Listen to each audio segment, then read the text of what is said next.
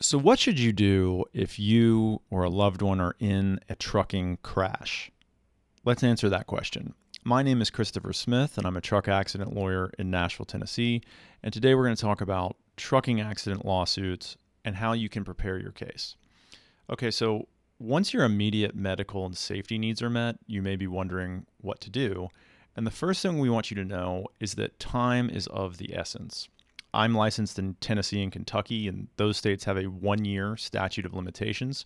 That means you really don't have time to waste and should hire a good lawyer quickly. Time is also of the essence in terms of the evidence, especially the vehicles involved. So often in truck accident lawsuits, there's going to be a dispute about who's responsible for the accident and how the accident happened.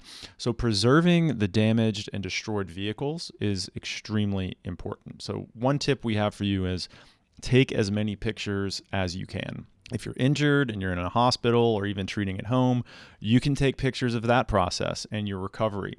You can record a video like this one on your phone describing the accident while it's still fresh in your head, and you can make a kind of visual diary of how the accident and your injuries are affecting you in your everyday life, which could be really important evidence that can impact the ultimate value of your case. So that's tip number 2, preserve all the evidence.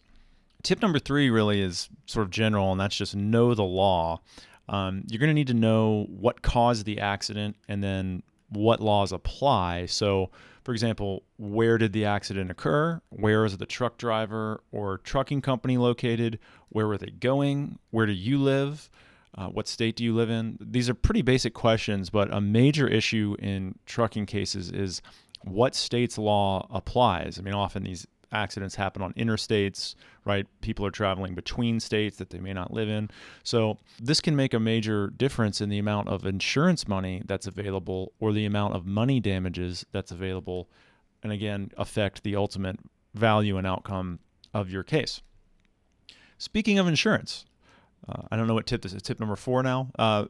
Speaking of insurance, you'll want to know what your own insurance coverage is, right? Because you may have something called underinsured motorist coverage, and you want to check to see if you have that coverage, and if so, how much. Okay, the next big issue in trucking cases is simply just what happened, right? It's easy to take for granted, but in trucking cases, sometimes it can be extremely difficult to recreate exactly how the accident occurred. Often very specialized experts are needed for this, so that's why you really need a good trucking accident lawyer to help you. But generally, trucking crashes have some common causes, and the biggest one by far is driver fatigue. I think some studies have shown that driver fatigue causes 30 to 40% of truck accidents every year, according to the National Transportation Safety Board. Other causes are speeding violations, driver impairment, maintenance and equipment issues, and just generally unsafe driving. So I hope this video has been helpful. If you or a member of your family has been injured in an accident involving a commercial truck, you may be unsure what to do, what your options are, give us a call. We may be able to help. Thanks so much for watching.